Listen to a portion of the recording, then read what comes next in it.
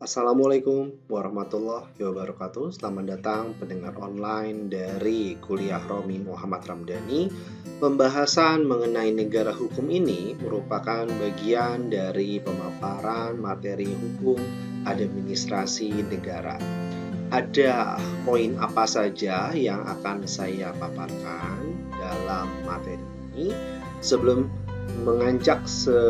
masuk ke pembahasan, saya ingin memperkenalkan tim yang membuat PowerPoint. Tentu saja, saya Romi Muhammad Ramdhani yang memaparkan, dan PowerPoint ini dibuat oleh Anissa Fauzia, Nuri Nairah, dan Wali Rizal. Oke, terima kasih rekan-rekan telah membuat PowerPoint yang luar biasa ini sehingga dapat membantu rekan-rekan lain yang mempelajari materi hukum administrasi.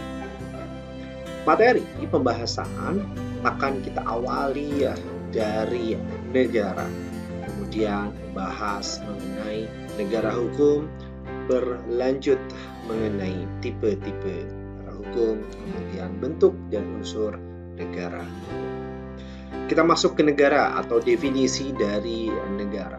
Pembahasan awal akan menurut sudut pandang Kamus Besar Bahasa Indonesia, menurut ilmu politik, dan kita akan masuk kepada pembahasan dari para tokoh. Sebentar, sebelum masuk pada tokoh ini belum saya paparkan.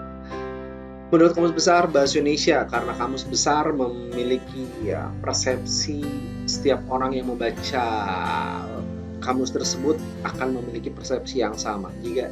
Jadi menjadi hal yang penting untuk dipaparkan. Menurut Kamus Besar Bahasa Indonesia, bahwa negara adalah organisasi di suatu wilayah yang mempunyai kekuasaan tertinggi yang sah dan ditaati. Perhatikan kata kuncinya, organisasi wilayah kekuasaan tertinggi yang sah dan kemudian ditaati. Hal-hal yang saya beri huruf kapital itu lalu diulangi pada poinnya. Pentingnya ini maksudnya pada pembahasan dalam ilmu politik. Perhatikan, ada masyarakat, kata kunci di sini, kekuasaan, mengatur hubungan manusia, kemudian menertibkan gejala dalam masyarakat. Ada kekuasaan menjadi benang merah bahwa yang namanya negara penting untuk memiliki kekuasaan. Untuk apa? Berbicara mengenai persepsi Kamus Besar untuk ditaati oleh rakyat. Berbicara mengenai persepsi ilmu politik tentu saja untuk menertibkan gejala-gejala dalam masyarakat. Ada fungsi yang perlu bermanfaat atau yang berjalan dalam praktek. Akan dipaparkan definisi negara dari beberapa tokoh. Yang pertama akan diutarakan menurut Kamus. Saya akan membacakan kata kuncinya, nanti rekan-rekan dapat membaca perlahan definisi secara utuh ya. Ada kata kunci bahwa adanya serangkaian kaidah hukum sehingga dapat mengikat kelompok individu dalam sebuah wilayah tertentu. Kelsen mengatakan. Krasner mengatakan adanya peran dan lembaga yang punya dorongan dan tujuan khusus. Tentu saja, lagi-lagi ada tujuan yang perlu diwujudkan oleh negara. Erik Nordlinger mengatakan bahwa negara terdiri dari kumpulan individu yang punya jabatan yang memberikan kewenangan pada individu-individu untuk membuat menjalankan keputusan sehingga mengikat sebagian atau keseluruhan dari segmen. Yang terakhir akan disebutkan paparan dari Mark Sian. Dikatakan adanya kepentingan pribadi dari para kapitalis sebagai instrumen untuk meraih tujuan. Ada banyak definisi yang sudah Anda pahami, sehingga harapannya Anda sudah memiliki progres ataupun kesimpulan sementara bahwa apa itu. Aristoteles mengatakan negara yang terdiri atas hukum yang menjamin keadilan kepada warga negaranya. Keadilan merupakan syarat bagi terciptanya kebahagiaan hidup untuk warga negaranya, dan setiap dasar keadilan mengajarkan rasa susila kepada setiap manusia agar ia menjadi warga negara yang baik. Maka Aristoteles menekankan bahwa negara menjamin keadilan. Aristoteles mengatakan unsur-unsur pemerintahan yang berkonstitusi, ada yang pemerintah untuk kepentingan umum, melaksanakan menurut hukum, dan melaksanakan menurut atas kehendak dari. Kita masuk ke pembahasan fungsi negara. Menurut Friedman dikatakan sebagai provider, sebagai regulator, sebagai entrepreneur, sebagai occupier. Kita akan masuk ke bagian paparan dari selanjutnya. Namun sebentar ada pemacetan dalam teknis. Nah, kita masuk setelah bagian awal, poin-poinnya kita membahas mengenai negara. Yang selanjutnya kita membahas mengenai negara hukum. Negara hukum berakar dari paham kedaulatan hukum.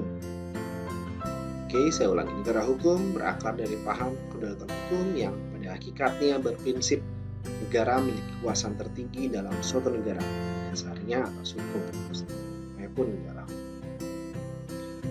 Negara hukum memiliki substansi dasar dari kontrak sosial setiap negara. Kita akan maju kepada pembahasan dari Jim Lee Asidik.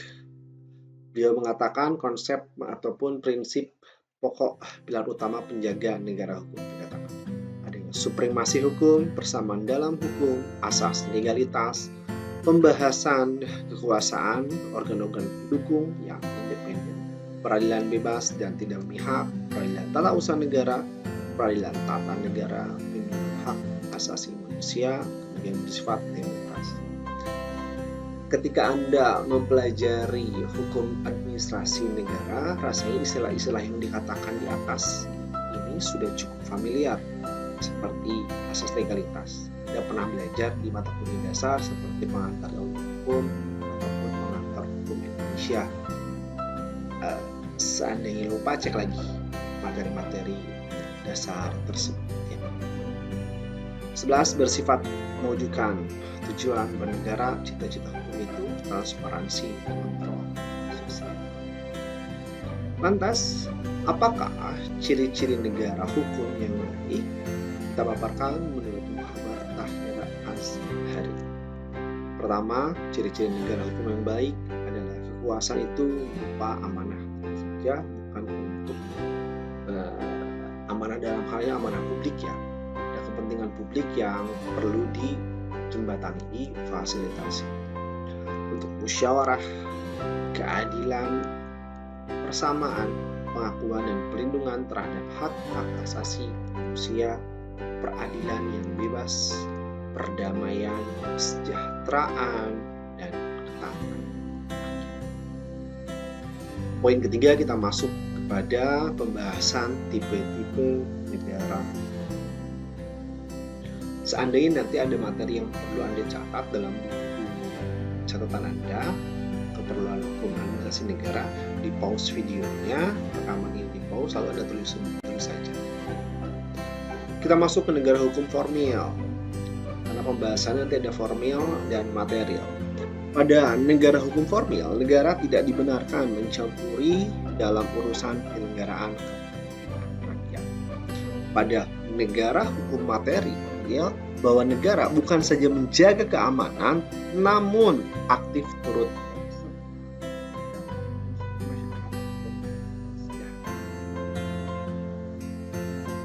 Poin nomor 4, kita membahas bentuk dan unsur negara hukum.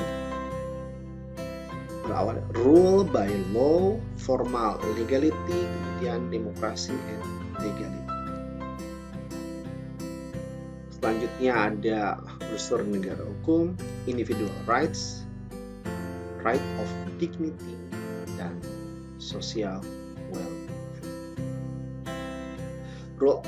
Rule of law, hukum difungsikan untuk instrumen dalam penyelenggaraan pemerintahan, ya, hanya difungsikan.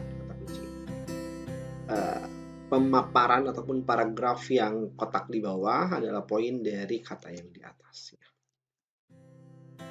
Lantas bagaimanakah persyaratan minimum untuk bentuk unsur-unsur negara hukum? Keamanan pribadi harus dijamin. tidak ada hak-hak fundamental, semua orang harus dijamin kebebasan menyatakan pendapat. Kehidupan pribadi orang tidak dapat dilanggar, kebebasan beragama harus dijamin, hak mendapatkan pengajaran bagi siapa saja. Setiap orang memiliki kebebasan berkumpul menjadi suatu partai politik yang dipilih sendiri. Pengakuan terhadap hak menentukan diri sendiri, kemudian keadilan menghendaki seseorang atau golongan dan pelayanan yang sama.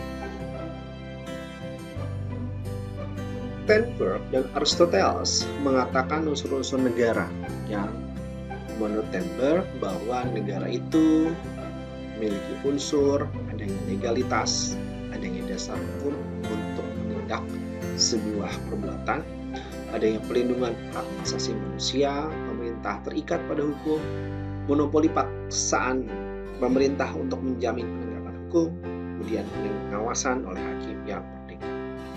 Bagaimana menurut Aristoteles?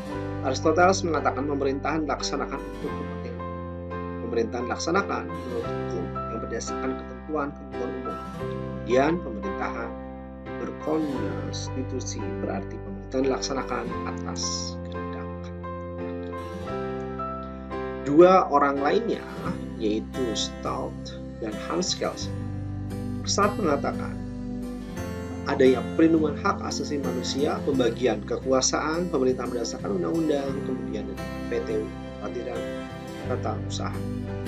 Kelsen mengatakan hukum ditegakkan demi kepastian hukum, hukum menjadikan sumber utama memutuskan perkara, hukum tidak didasarkan pada kebijaksanaan dalam pelaksanaannya dan tersebut bersifat.